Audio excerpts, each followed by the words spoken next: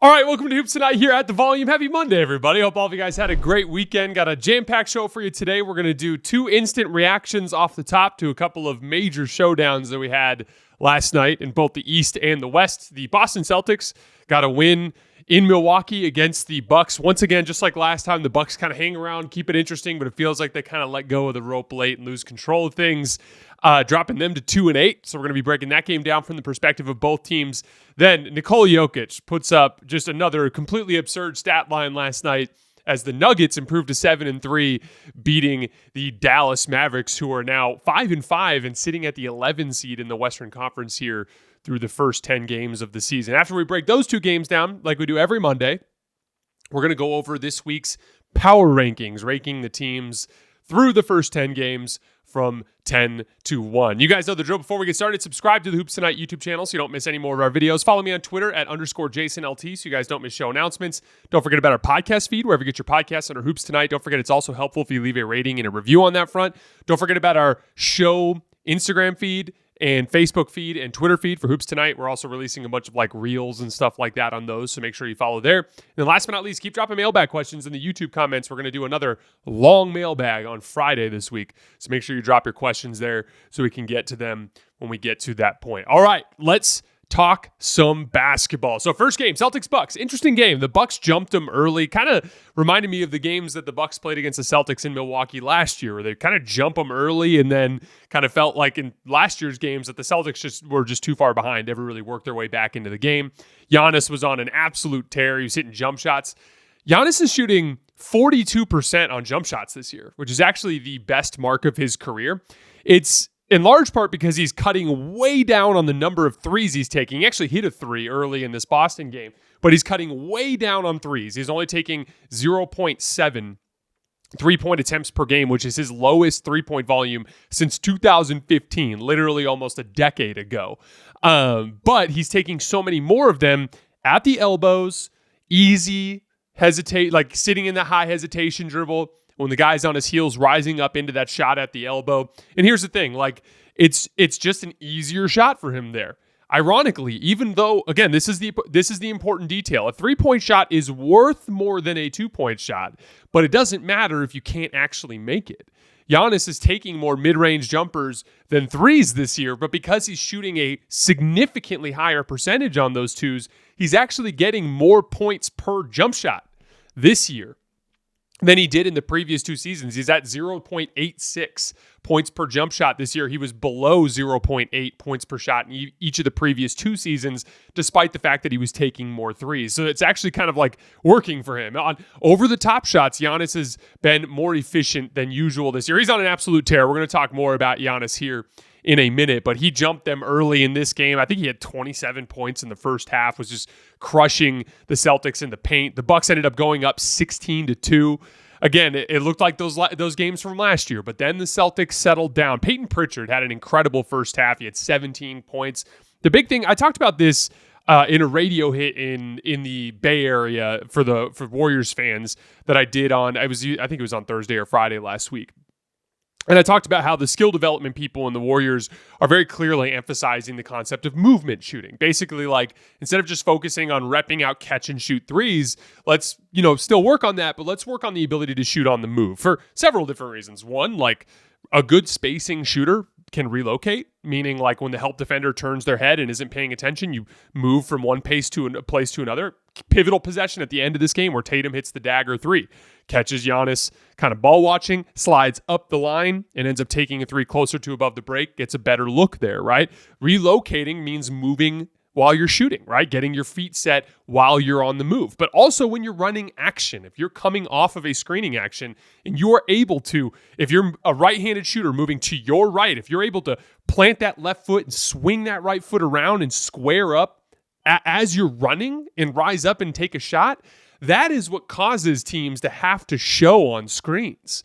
And that is what develops those 4-on-3s when you can start hitting those pocket passes or floating the ball over the top while the screener rolls to the rim, right? Like, movement shooting is a vitally important part of being a threat in any sort of screening action. And what did you see from Peyton Pritchard in that first half? He's flying off of screens, getting his feet set, turning on the move, and rising up and knocking down shots. That's real value. Obviously, Peyton Pritchard has been incredible this year.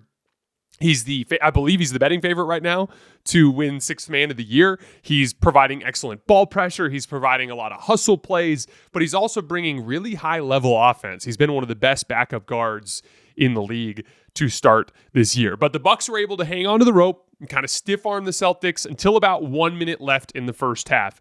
And then the Celtics had one of their classic runs. The Bucks got a little sloppy. The Celtics started hitting shots.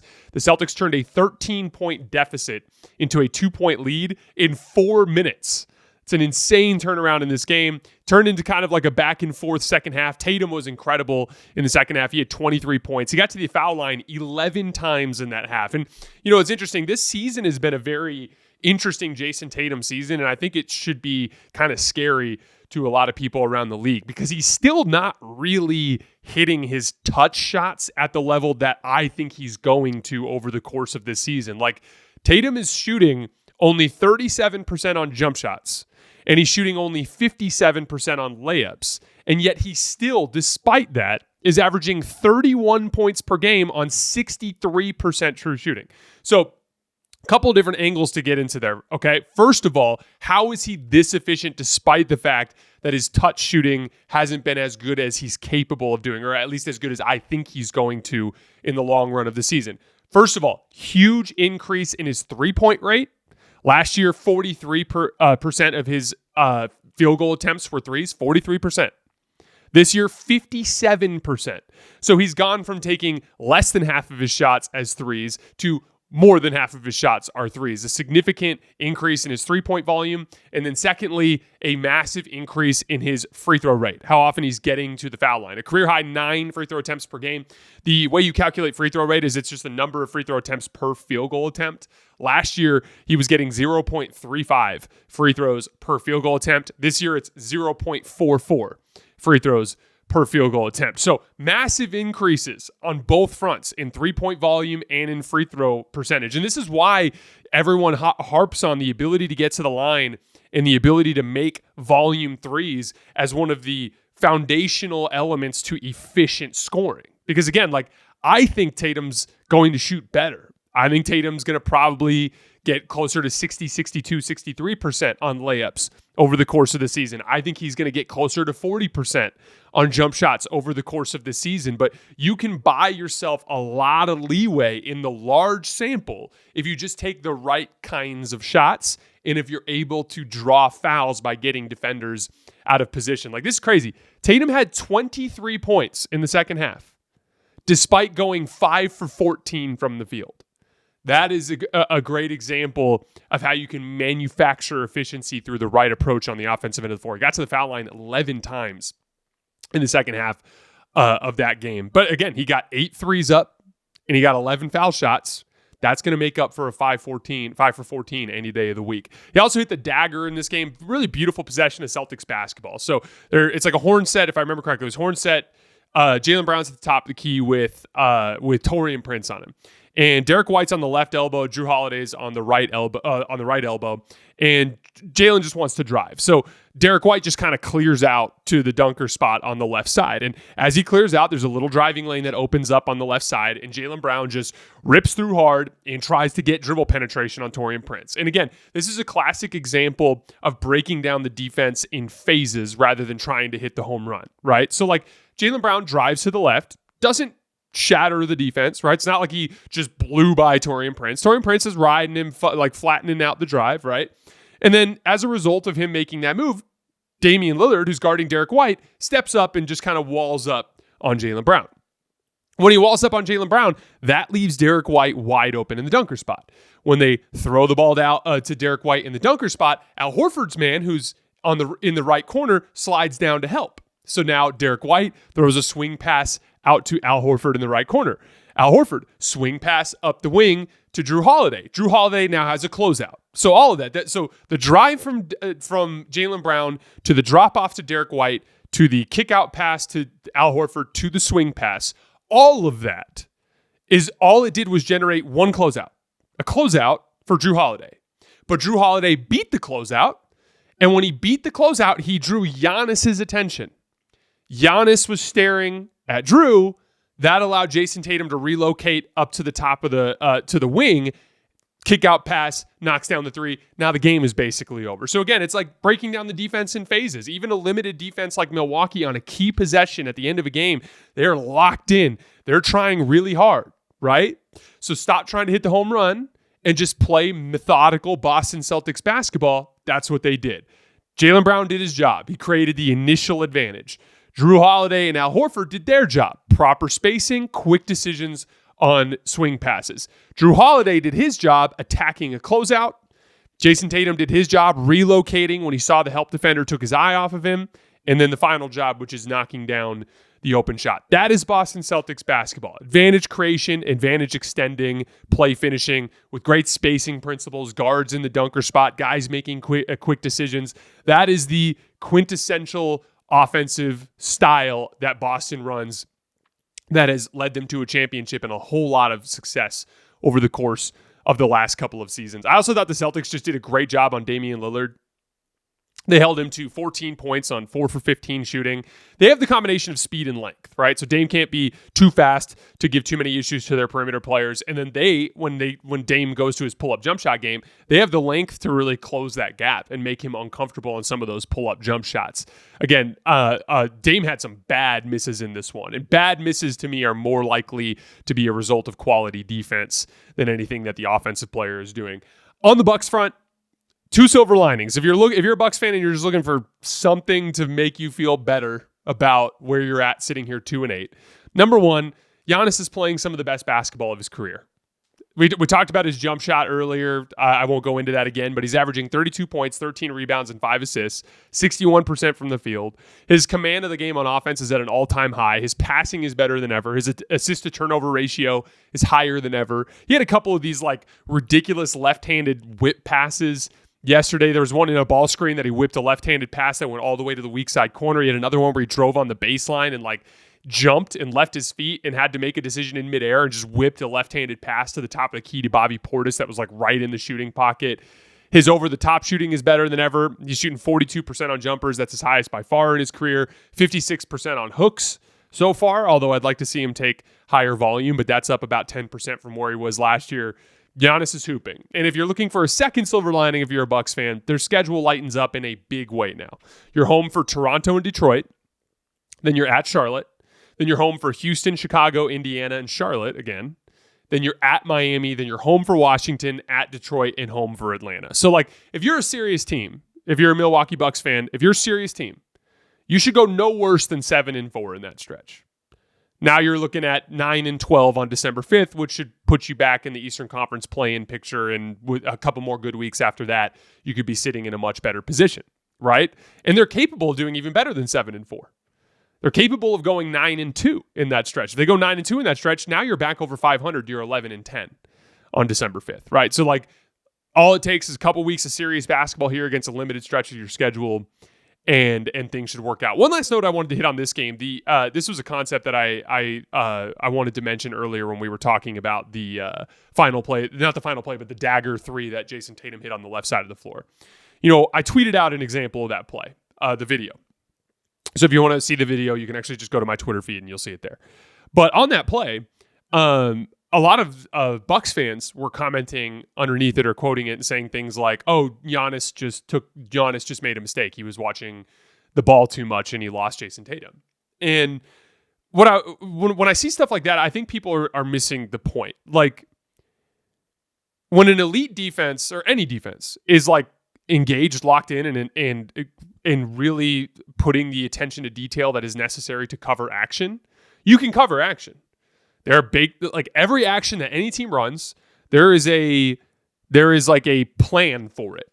Professional basketball teams have plans for action. They know what to do. Giannis knows he's supposed to watch man and ball and position himself in between so that he can be in better position to close out or to force a more of a looping pass in the like when that skip pass is actually made. Teams know what to do. Helping out of the strong side corner versus the weak side corner. Teams know what to do when they're dealing with the ball screen at the top of the key versus on the sides. Teams know what to do with double drag. Teams know what to do with stack. They have a plan for everything. The point is the more organized offense you run, the more action you run in each possession, the more times you get the ball going side to side, the more potential there is for mistakes. Milwaukee did everything right on that possession except for one thing. Giannis got caught ball watching. But it wasn't until the, fifth or sixth touch or fifth or sixth play of that singular possession. So by virtue, again, that's what I mean when I say you break these defenses down in waves. It's all about just playing offense and executing until they make a mistake. And then when they make a mistake, that's when you can capitalize on it and make something good happen, right? And so I think it's just an interesting kind of example of understanding why we run action.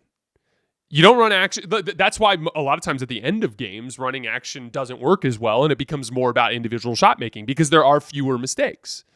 But you should still try to run action because what if they do make a mistake, right? And again, for a team like Boston, the action is usually pretty simple at the beginning of the possession, and then it comes to drive and kick. But even just simply within the realm of drive and kick, if you close out properly, you funnel in the right direction, your help side's good and your rotations are good, you can contain drive and kick too. But Boston, when they get into their bag with their drive and kick stuff, it's just so many interchanges. It's just really difficult to not make mistakes. And that's what happened to Giannis, who's one of the best defenders in the league last night at the tail end of that Bucks game.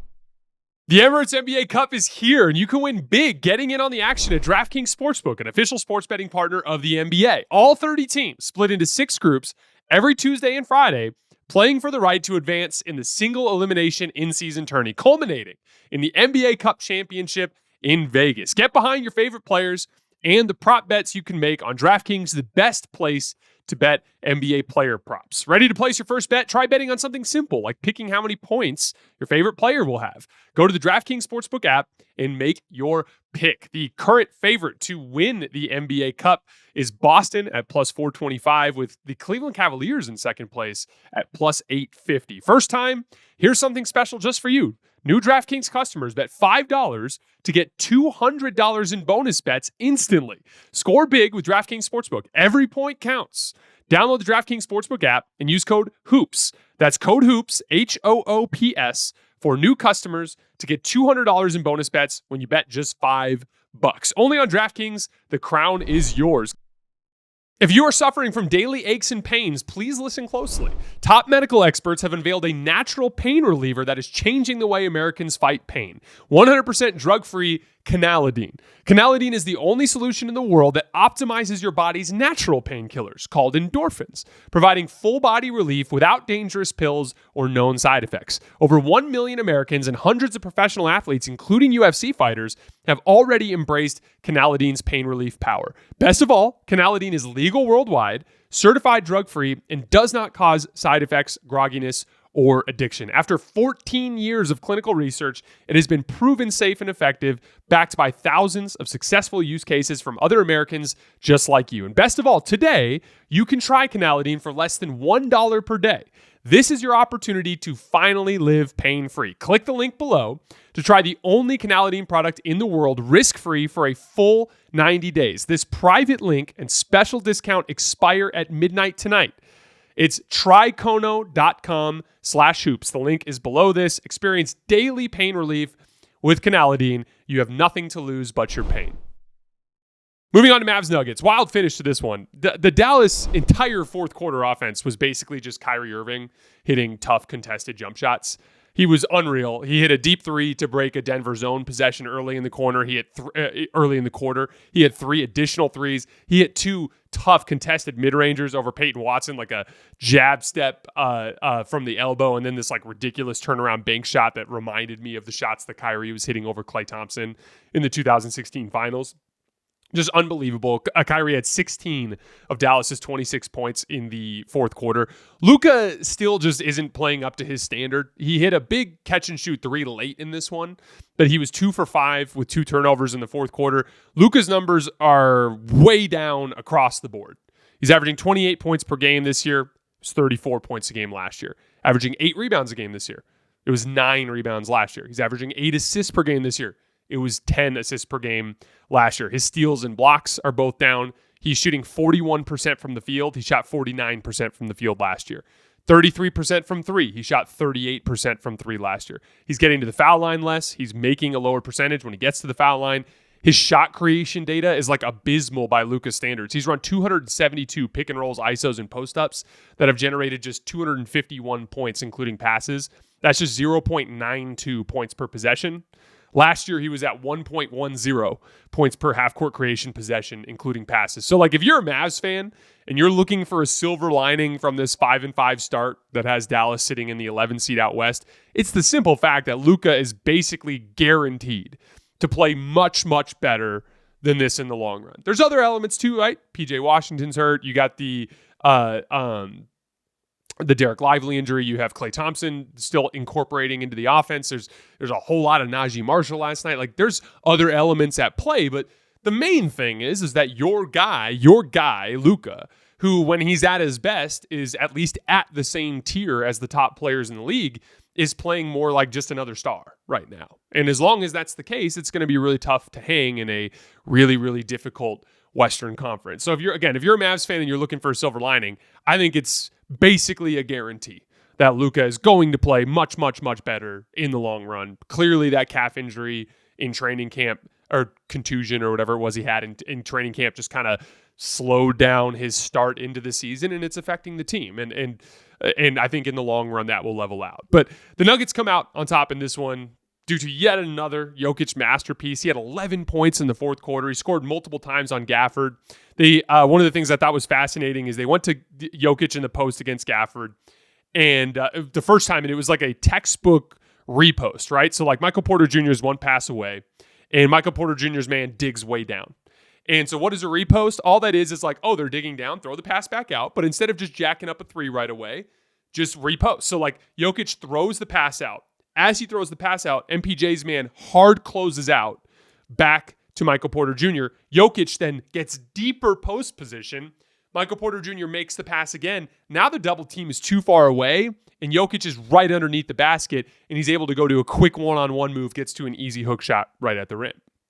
Well, they post him up again on the next possession, and Gafford actually gets Jokic to miss a shot. And so one of the things Mike Malone did that I thought was really smart is they go back to Jokic against Gafford, but this time they do it more in a driving situation. So they have Peyton Watson just kind of set like a brush screen around the left elbow, and Jokic just cuts to the ball right at the elbow and catches, and then immediately goes downhill. When he goes downhill, he takes those long, lumbering steps, waits to find his little opening, and makes a layup. I think he actually missed the first layup, but he tapped it in. But it was kind of interesting because like they wanted to get him more momentum going downhill. So instead of just posting him, they got him more on like a flash cut towards the elbow so that he could quick look to drive. But he got a couple of buckets there. He had a huge pick and pop three. His shooting has been insane this year. We're going to talk about that in a minute when we get big picture on Jokic. He also had a huge steal in pick and roll against Luka, where he got his hands down, ran the floor. Christian Braun missed a layup, but he got an offensive rebound and put back. That was a huge sequence in the end of this game that put Denver up by 2. And then Denver got 2 key stops down the tail end of this game. And again, like Kyrie had been hitting these crazy contested jump shots, right? Like he hit 2 on Peyton Watson, that jab step around the elbow, and then the turnaround left shoulder fadeaway that he banked in off the glass. Incredibly difficult, high, like Kyrie is a specialist at making those, but it's an incredibly difficult shot, and you really can't do any better than that. And it's easy to get discouraged, but you have to remember, those are tough shots. And what were you getting on the other end? Jokic layups. So like, then after those 2 shots that Kyrie made, the next 3 attempts that Dallas took were all heavily contested jump shots. Kyrie, heavily contested jump shot over Peyton Watson on the left wing, finally misses one. Luka Doncic, heavily contested deep 3. It wasn't that contested, but it was really deep. It was like a 28, 29 footer from the top of the key. That's a low percentage shot. And then Kyrie's last shot against Christian Braun. That's a low percentage shot. That's a smothered 3 along the left wing. Now we know Kyrie can make those, right? We know Luka can make that shot. But they, by the way, they got 5 of them down the tail end of the game, and they made 2. So they shot 40% on these really difficult ISO jump shots. That's what you expect, right? The best ISO jump shooters in the world are going to make about 40% of these tough, heavily contested one-on-one jump shots. There are rare examples of guys like Kawhi and KD who can shoot in that like 55% range around the elbow. But like those are generally speaking shots, especially when you get out to the three-point line like Kyrie's last 2 shots were, they're just lower percentage shots. And so really like you could get discouraged while Kyrie's making these shots, but if you zoom out for a second, it's like Denver had one tough shot in there. There was a really nice floater that Michael Porter Jr. made when he drove a closeout on the right wing. It was a tougher shot. But even then, I would argue that was an easier shot than any of the shots that Dallas was getting. But other than that Michael Porter Jr. shot, like, it's a lot of Jokic right at the rim. And so if I zoom out in a clutch time situation, and one team is getting Jokic at the rim again and again and again, and the other team is like Kyrie is taking these incredibly difficult off the dribble jump shots, like, in the larger, as soon as you kind of zoom out a little bit, it's going to work in your favor. And yeah, Kyrie made 2, but after that, they missed their last 3. Denver got shots right at the rim and one tough shot from Michael Porter Jr. Shout out to Mike. And then you end up getting a win, right? So it's kind of an interesting example of, like, trusting the process, right? Like, you trust the process, you force them to take tough contested shots. That's what you want. You get closer shots at the rim that are more reliable. You end up getting a win. Young guys keep stepping up for Denver. Christian Braun just continues to show wonderful chemistry with Nikola Jokic. He had 9 points in the third quarter. Christian Braun is averaging 16 points a game on 67% true shooting. Here's a crazy stat for you. If you took KCP's points per game last year in Denver and you added it to KCP's points per game in Orlando this year, he's at 17 points per game. Christian Braun's giving you 16 points per game on 67% true shooting this year. Massive win for the front office. Clearly just a shoe-in fit at that 2 spot. In Peyton Watson, here's the thing. He's not Aaron Gordon. Aaron Gordon is just a lot more defensively versatile, brings a post-up element, is a better cutter, finisher around the rim, better rebounder, right? But Peyton Watson is a very good functional athlete. And one of the things that Peyton Watson has been bringing is he's been shooting the ball pretty well. He's hit 8 threes in the last 4 games. He's shooting 63% on corner threes so far this year, shooting 39% on 3 overall. So, like, he's not Aaron Gordon, but through his shooting ability, he's closing the gap a little bit and allowing Denver to be functional while giving Aaron Gordon the opportunity to get healthy. Julian Strawther, again, like, it's not like really popping in a major box score way yet, but it's just making plays. It's like, oh, here's this huge driving layup against the Toronto Raptors, or like last night, it's like, wow, did he just block Klay Thompson on a closeout on a wing 3 on the right side? He had another big help side block against I think it was Dwight Powell in the first half, providing just key buckets and key spots. Like, again, he's not providing the same type of impact that Christian Braun and Peyton Watson are, but he's providing some pretty decent impact. He's making some plays. He's getting better. Again, Strawther was like an absolute disaster on defense to start the year, and he's been a little bit better. He had there was a closeout on Jaden Hardy in the third quarter where Jaden Hardy's there in the third quarter, closes out, forces him to drive, beats him to the spot, forces him into like a tough contested shot around the kind of short corner area, and he misses it. And I was like, hey, like, you've got some real length and athleticism here. Like, these are real tools. It just through hard work, good coaching, and better attention to detail, he can become a functional defender. And here's the thing. The young guys are playing better. Denver's won 5 in a row. They're up to the 4 spot in the conference. Nikola Jokic is the clear MVP choice to me through the first 10 games of the season. He had 37 points, 18 rebounds, and 15 assists last night on only 21 shots. That is absolutely outrageous. I didn't even watch the game last night. I watched it this morning. That is an outrageous stat line. I can't believe what I'm looking at. For the season, he's averaging 30 points, 14 rebounds, and 12 assists on 67% true shooting. And per cleaning the glass, this is insane. The Nuggets are 44 points better per 100 possessions when Nikola Jokic is on the floor versus when he's off. The big thing, again, like, I've been keyed in on this for the last several years, but the jump shot is such an important part of what makes Nikola Jokic the far and away best player in the world. Like, even when he's not shooting well, like last year, when teams are able to just concede pick and pop threes to him the way that like Team USA did in the semifinal game, or the way that Minnesota did in the conference semifinals, when he's that player, I still think he's the best player in the league. But at that point, I think it's up for debate. I think Giannis and Luka and Shea are closer to him at that point, and you could understand why players from other teams or fans from other teams might feel like those guys are better, even though I think Jokic is better. But when Jokic is shooting the 3 the way that he's shooting it this year, or the way that he shot it in the title year, it unlocks an entirely different part of his game. The spacing element, in terms of like, literally guys have to chase him off the line now. And not only is he going to hit shots, he had a huge pick and pop 3 last night. He was 3 for 3 on those threes. On the season, he's getting 1.53 points per shot. That's insane. But beyond the actual making of the shots, he's drawing closeouts. Again, in the conference finals or conference semis last year, in the Team USA game in the semis, it was like, oh, Jokic is popping. Go ahead, shoot it. We'll let you. Because he wasn't making them. But like a huge part of Jokic's game is when he gets a tiny bit of leverage on you, he's so strong and he's so good at using that leverage to get an angle that like when he draws a closeout, he gets great dribble penetration. When he gets dribble penetration, he starts lumbering downhill. When he's lumbering downhill, he's either going to get to the basket for something easy or he's the best passer in the league. So like that is the piece that separates him. When Jokic is shooting and drawing closeouts and making plays driving to the basket because of the dribble penetration he gets from the threat of his shot, it takes him from the best player in the league to far and away the best player in the league. No one's even close.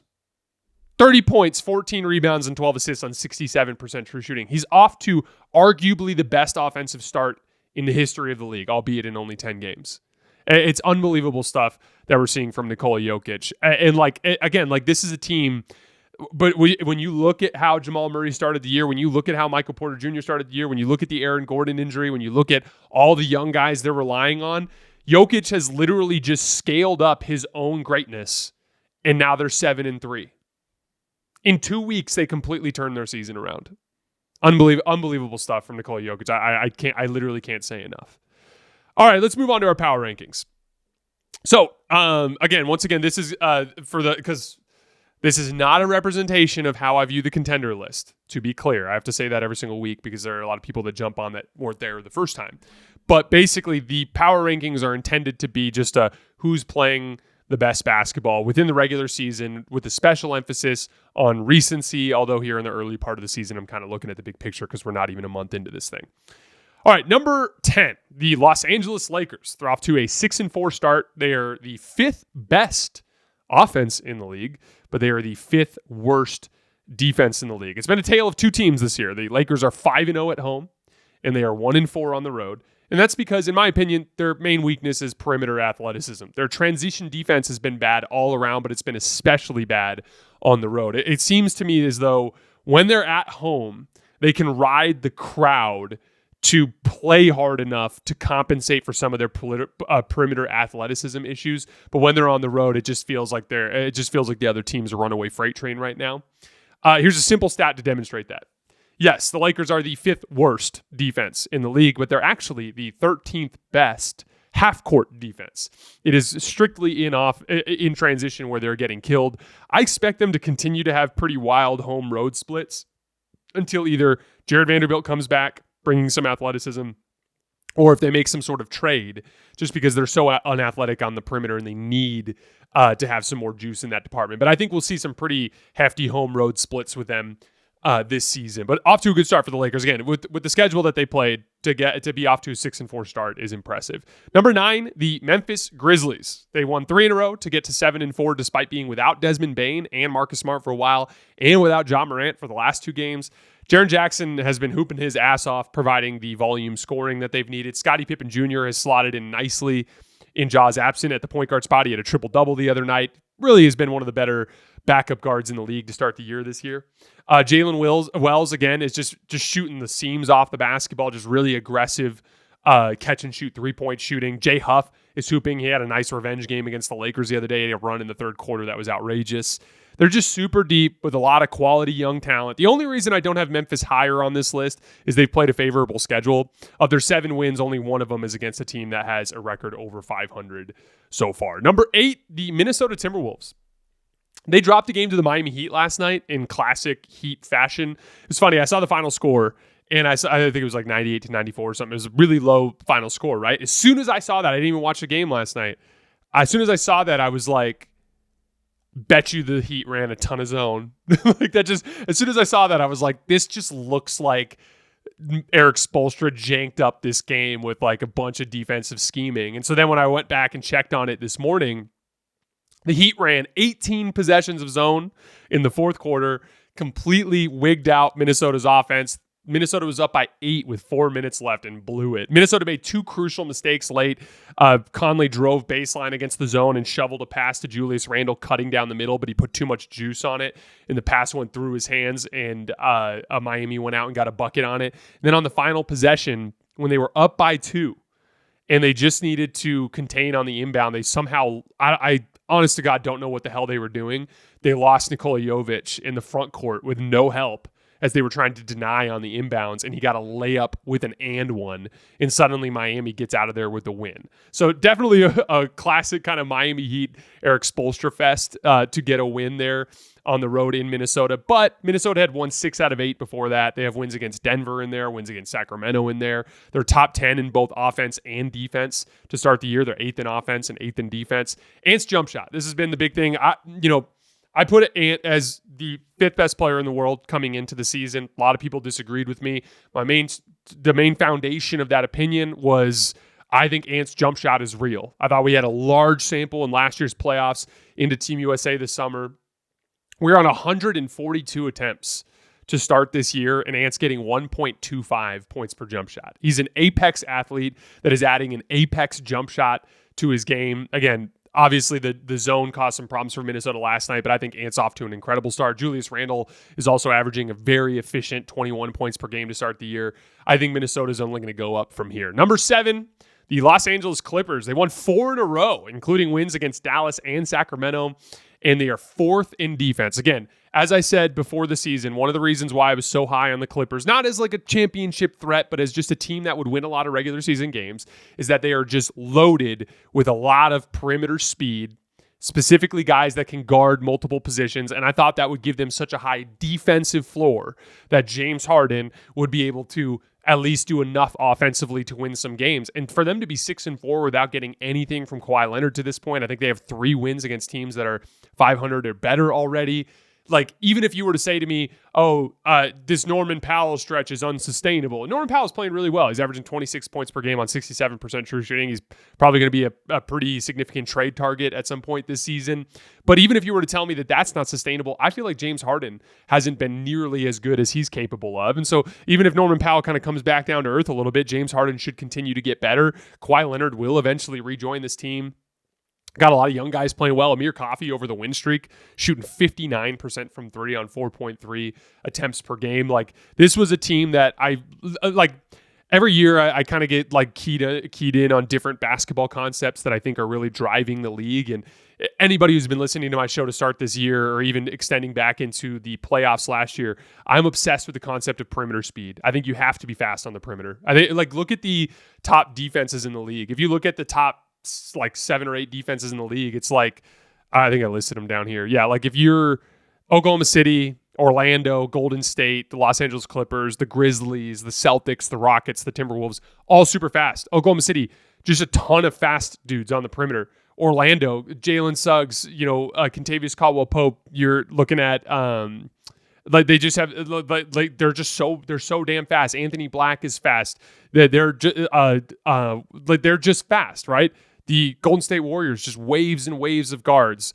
The Clippers, waves and waves of speed. The Grizzlies, waves and waves of speed. The Celtics, waves and waves of speed. The Rockets, just so many young athletic players. The Timberwolves, so many young athletic players. It's just, you have to be fast on the perimeter to guard these modern NBA offenses. And it just, I think it's been one of the biggest lessons I've learned about the pro game here over the course of the last couple of years.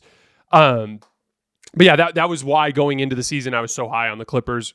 Right now I have them at number 7. Number 6, the Denver Nuggets. They completely stabilized their season in 2 weeks. They won 5 in a row. They're now 7-3, up to the 4 seed in the Western Conference. They're 6th in offense, 18th in defense. Nikola Jokic has an absolute stranglehold on the best player in the world title. The young players are starting to pop. Peyton Watson, Christian Brown, and Julian Strawther are all playing good basketball. They're starting to look more and more like the team that I thought they would look like before the season.